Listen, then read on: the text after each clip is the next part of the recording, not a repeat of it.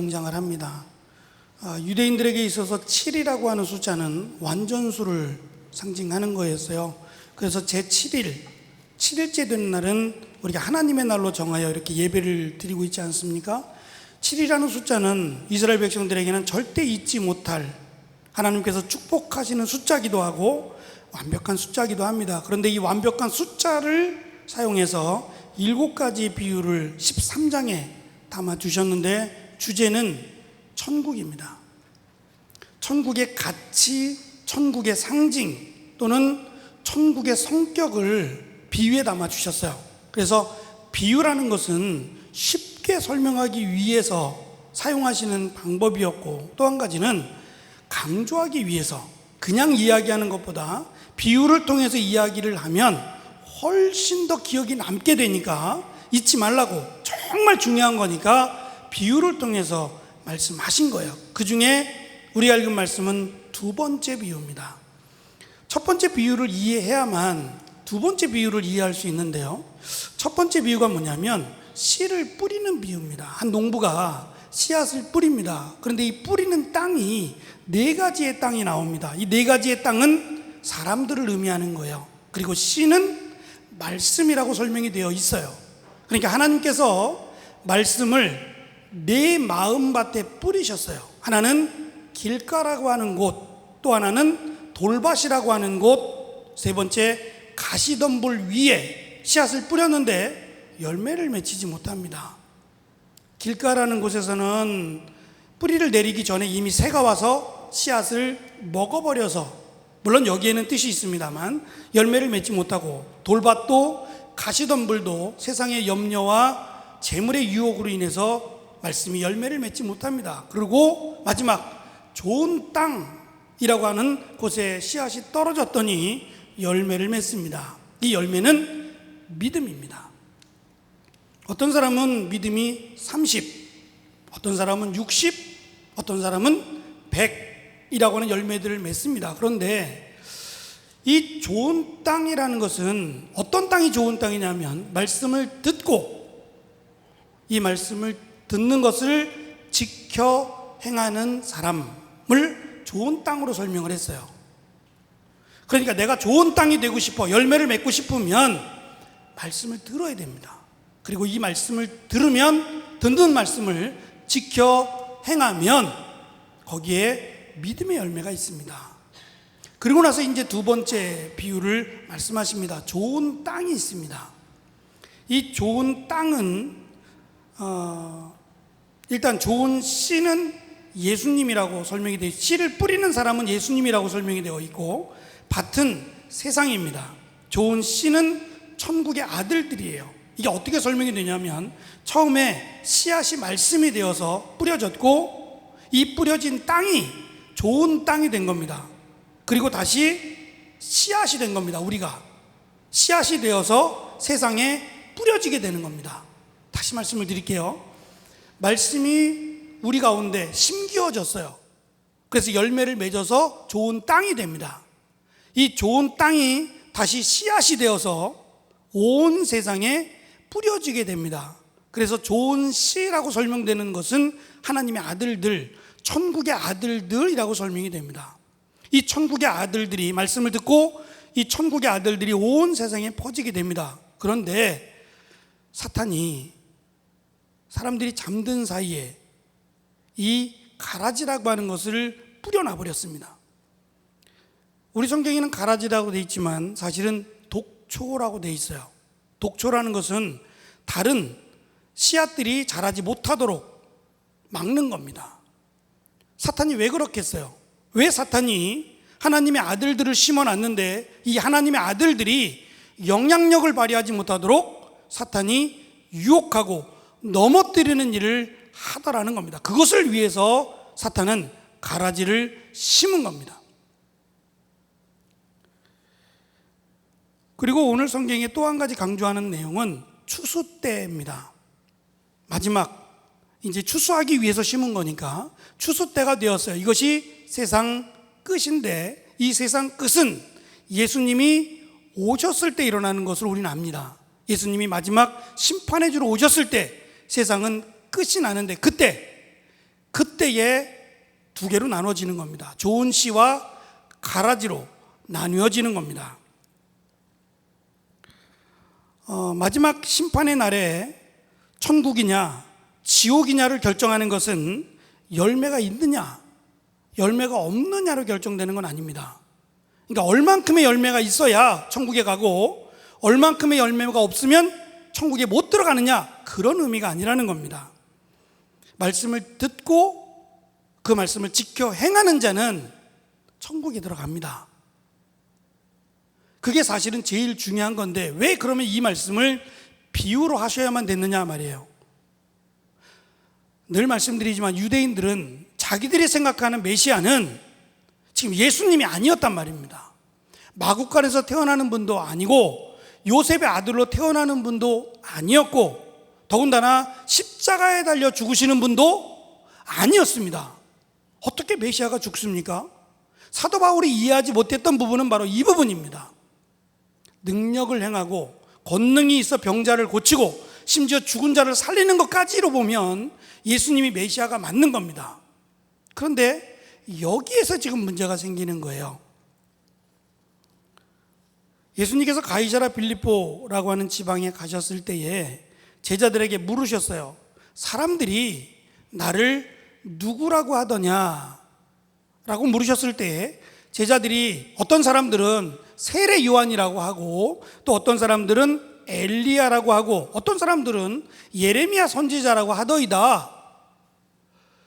예수님이 다시 제자들에게 묻습니다. 그러면 너희들은, 제자들은 나를 누구라고 생각하느냐? 누구라고 믿고 있느냐라고 물으셨어요. 그때 베드로가 저요. 제가 먼저. 그리고서는 이야기를 합니다. 주는 그리스도시요 하나님의 살아계신 하나님의 아들입니다. 라고 대답을 했습니다. 그때 예수님께서는 베드로에게 내가 천국 열쇠를 내게 주겠다 라고 말씀하셨어요. 지금 베드로의 대답이 너무 만족스러운 대답이에요. 주는 그리스도시요, 메시아라는 말입니다. 주는 메시아요, 살아계신 하나님의 아들입니다. 정확하게 알았어요. 여기까지만 보면. 그래서 천국 열쇠. 근데 이 열쇠는 우리가 지금 가지고 다니는 열쇠가 아니에요. 어쩌면 가지고 다니지 않는 열쇠가 더 맞을 수도 있어요. 예를 들면 열쇠가 없이 번호를 누르거나 또는 칩이 있어서 이 칩을 갖다 대면 문이 열리잖아요. 마치 그것처럼 예전에 생각하는 열쇠는 우리가 생각하는 그런 열쇠들이 아니었어요. 심지어는 주문 같은 거예요. 열려라 참깨. 동화에 나올 만한 이야기죠. 그러면 열려라 참깨 그러면 돌이 열리지 않습니까? 우리는 말도 안 되는 이야기처럼 들려지지만 실제로 그들이 믿었던 열쇠는 그런 거였어요. 어떤 주문을 외우면 이 주문이 신에게 감동이 되어서 역사를 일으킨다고 믿는 겁니다. 마치 해리포터처럼 말이에요.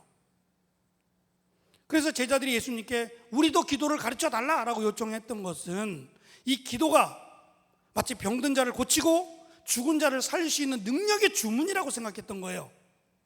근데 예수님은 주문이 아니라 하나님의 계획을 주기도에 담아주셨어요. 여러분들이 주기도문을 늘 외우지만 한번 심각하게 천천히 곱씹어가면서 하나님의 말씀처럼 한번 외워보세요. 그러면 이 말씀이 핵심이고 이 말씀이 진리라는 것을 알게 돼요. 제자들은 과연 그렇게 믿었을까? 그렇지 않았을 겁니다. 그런데 베드로가 주는 그리스도시여 살아계신 하나님의 아들입니다라고 말을 해서 마치 천국에 들어갈 수 있는 열쇠를 주신 것처럼 큰 권능을 베드로에게 내려주신 것처럼 생각할 수 있어요. 열쇠는 보이는 게 아니고 베드로가 지금 했던 고백이 열쇠라는 말이에요. 그러니까 천국을 어떻게 들어가느냐? 주는 그리스도시요 살아계신 하나님의 아들임을 고백하는 사람은 천국을 들어갑니다. 그 말이에요. 그런데 얼마 지나지 않아서 바로 뒤에 나오는 내용이 뭐냐면 베드로에게 천국 열쇠를 내게 주마 하셨던 베드로에게 사탄아 물러가라. 너는 나를 넘어지게 하는 자로다. 내가 하나님의 일은 생각하지 않고 사람의 일을 생각한다라며 크게 책망을 하셨어요. 도대체 무슨 일이 있었던 걸까요? 주는 그리스도시요 살아계신 하나님의 아들입니다라고 고백함과 동시에 예수님께서는 그 뜻을 해석해 주셨어요. 그게 무슨 뜻인지, 주가 그리스도라는 말, 메시아라는 말이 무슨 뜻인지를 설명하십니다. 내가 이제 고난을 당하고 십자가에 달려 죽을 것이다. 이게 그리스도라는 말이에요. 이게 메시아라는 말입니다. 베드로는 이 말을 듣고 아멘이라고 말하는 게 아니고, 안 됩니다. 지금 무슨 얘기하는 겁니까? 내가 무슨 일이 있어도 이 일이 일어나지 않도록 말리겠습니다, 막겠습니다라고 말을 했어요. 그때 예수님은 사탄아, 내 뒤로 물러가라.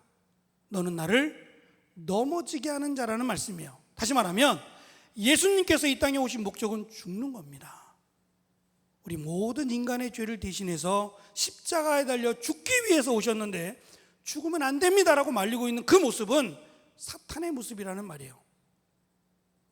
패션 오브 크라이스트라는 몇 년 전 영화입니다. 조금 오래된 영화인데 그 영화를 보면 사탄을 상징하는 한 사람이 나와요. 머리를 빡빡 깎은 사람 보셨을 거예요. 근데 이 사람은 예수님을 시험하는 장소에도 나오지만 십자가에 달린 예수 옆에도 나와요. 그래서 사람들을 선동해요. 베드로의 마음도 선동하고 군인들의 마음도 선동해서 예수님이 십자가에서 내려오게 만들어요.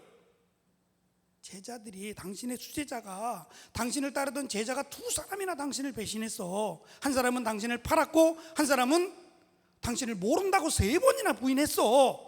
그래도 당신은 여기 매달릴 거냐고 그렇게 속삭이게 만들고, 심지어는 당신이 하나님의 아들이면 여기서 내려와야지, 이게 무슨 꼴이냐고 군병의 입을 통해서 예수님을 유혹합니다. 끝까지 예수님이 죽으시는 것을 사탄은 방해합니다.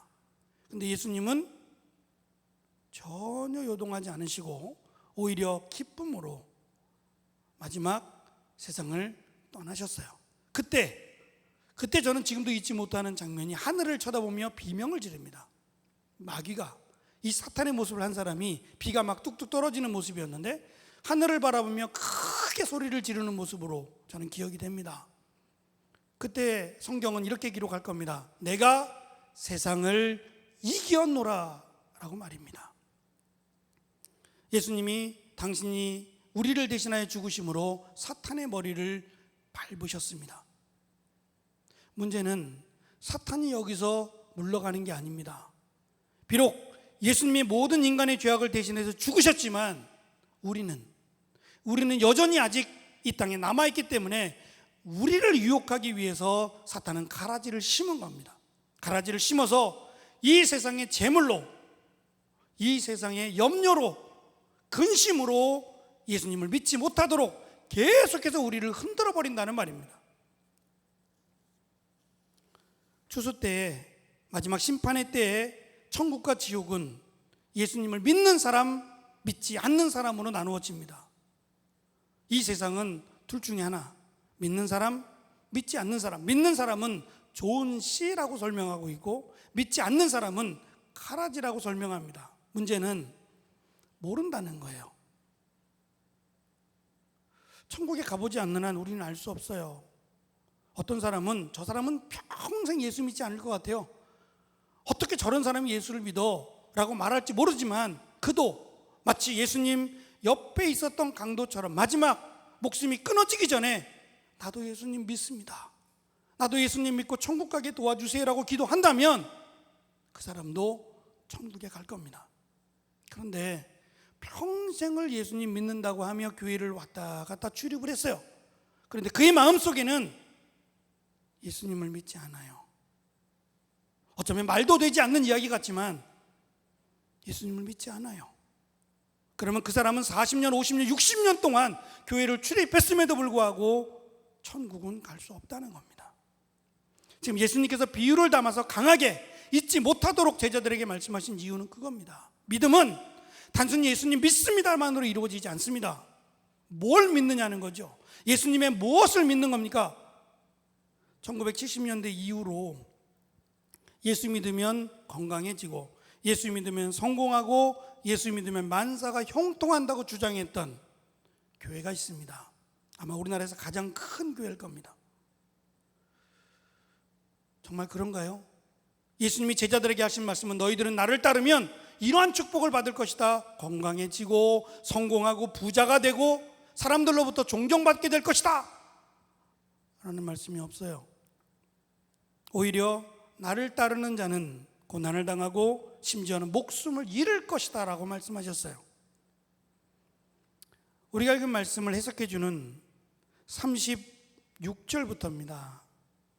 가라지의 비유를 설명하시는 내용이 36절부터 43절에 나오는데요, 그 36절부터 43절의 마지막에 가면 의인들, 좋은 씨입니다. 좋은 씨는 하나님의 나라에서 해와 같이 빛나리라 라고 소개합니다. 반대죠.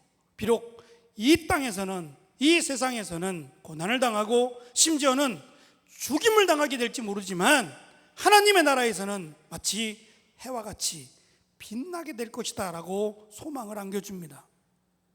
여기에 대한 것은 믿음이 있어야 됩니다. 내가 천국에 들어간다라고 하는 믿음이 있으면 이 땅에서 당하는 외로움 또는 괴로움, 이런 것들이 불평이 되지 않아요. 천국에 대한 소망이 있다면 말입니다. 확실히 나는 천국 간다, 천국이 분명히 있고 나는 천국에 들어가서 영원히 살 것이다 라고 하는 소망이 있으면 비록 이 땅에서 내 뜻대로 되어지지 않아도 원망하지 않는단 말입니다. 그런데 천국에 대한 소망이 없으면 이 땅에서 모든 것을 이루려고 하기 때문에 불평이 나오고 내 뜻대로 이루어지지 않는 것 때문에 속상해질 거라는 말입니다. 처음에 말씀드린 대로 좋은 땅인, 그 좋은 땅이 좋은 씨로 우리에게 설명하시면서 좋은 씨인 우리가 세상에 심기어질 것을 말씀하셨습니다. 나는 좋은 씨가 되었습니다. 처음에는 좋은 땅이었는데 하나님의 말씀을 듣고 그 말씀을 지켜 행함으로 좋은 씨가 되었습니다. 씨는 심기었을 때 가치가 있는 겁니다. 눈에 잘 보이지 않는 씨가 무슨 의미가 있겠어요? 물론 참깨 같은 거는 심지 않아도 그것만으로도 충분히 역할을 감당할 수 있겠지만 어쨌든 씨는 심겨져서 다른 열매를 기대하게끔 만들어지는 것이 씨앗이라면 우리가 좋은 씨가 되었고 이 좋은 씨를 세상에 심으신답니다. 이 세상은 어떤 곳이냐? 가라지가 있는 곳들입니다. 그곳에 하나님의 자녀로 세상에 심겨졌습니다. 그러면 두 가지가 있어야 됩니다. 하나는 이 좋은 씨로 남는 겁니다. 어떠한 요동이 있어도, 어떠한 유혹과 어떠한 우리를 방해하는 것이 있어도 가라지가 돼서는 안 됩니다.